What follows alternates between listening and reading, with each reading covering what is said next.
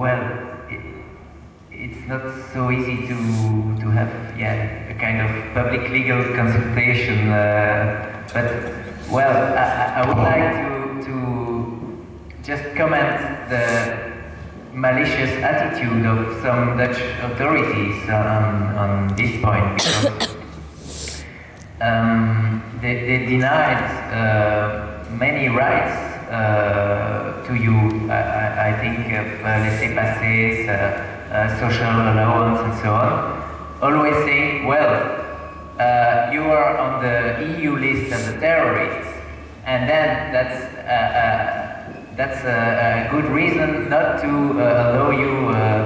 We are obliged to freeze your bank accounts, your social allowance, and to deny you a residence permit, and to leave you in the Netherlands. And well, and now after this Luxembourg decision annulling the EU list, of his inclusion in the EU list, they think, well, anyway, we have now other reasons to refuse you this same advantage.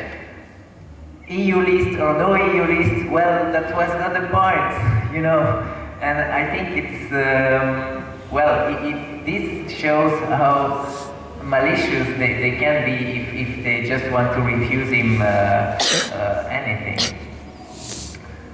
But, and I would like to answer positively to your question, Professor Season, but I'm not so sure we can use as such the Luxembourg decision to force the Dutch authorities to give you a residence permit. I think it's not that it doesn't have an automatic effect to that point. I think I'm no specialist in Dutch migration law, but I think the debates on the residence permit, of course, we have to use this European decision to prevent them to use false charges and false accusations, which are already who was already refused by the Dutch national decision, because it was so absurd that the Luxembourg just said that this Dutch decision from this of the Raadvanstaat of 92, 95, and even this of the REK of 97 was no valid decision to consider you as a terrorist. But well, now I think the Dutch lawyer have a new perspective to try to force the Dutch authorities to give you a residence permit, and of course the Luxembourg decision helps, but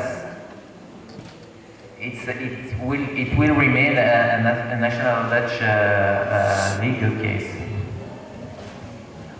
I can see that so long as the case is about residence permit, then that is enveloped by the principle of national sovereignty, the domesticity of the residence permit, residence permit issue is clear. No? If the case is only about residence permit, any state is well within its power to grant or deny it. Okay, but how can we not find a way? Can we not make a case, another case, in which, well, at the level of raising questions of law, perhaps we can find another case, we can develop another case. But anyway, I would agree that it takes some effort. I do not think, maybe John Gar can say, how would you elevate a residence permit case to the level of the European Court? No? It does not reach that level anymore. If it is simply a residence permit case. Anyway, conflict of European decision and national decision about my criminal liabilities cannot raise a case involving such a question because there is still the imputation of criminality. By virtue of 1997, is it not fair for me to get out of any imputation or to go against any imputation of criminality? No longer residence permit is the issue. I don't know. I leave that to the lawyers to think about it. Would you like to say something? We have a principle in law that once there is a decision, if you do not appeal it on time, it becomes final and executory. It is the principle of res judicata. But after all, there has to be an end to litigation. From what I understand of the question of Professor Jose Maria Sison, I think he's asking for an opening based on the European Council's decision. I think it's also possible, to file again if it's possible to apply again. If it's the option to apply is not curtailed by a decision, probably another application can be made, and somehow we can attach as a further grounds the European Council's decision itself. Because sometimes we do that in the Philippine jurisdiction. We just, if applications are not bound by previous decisions, we can apply as much as we want.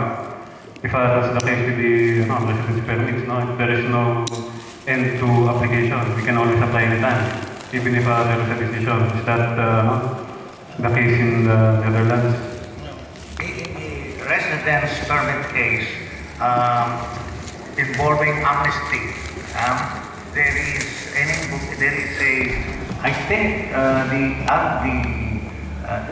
IND, the Immigration Service, says that I'm not entitled to it because of well before, when I was still on the blacklist, that was cited, and then 1997 is also cited. But there is a provision on the amnesty which says that the point about national security can be used against me. But the provision says that the act of terrorism must be against the Dutch state. So far, I have not been accused in any conflict investigation. I've never been accused of any act of terrorism against the Dutch state. But anyway, there is the question there of imputing criminality. Maybe around that point, there is something that can be brought to a higher level, to the European level. So the case doesn't stop at being a permanent residence case. I will let others to ask questions. I have another big question about European Directive of 2004. Maybe Matthew can say. I intend to ask the question from him outside of this, but it's good, it's informative for others to hear the question and answer.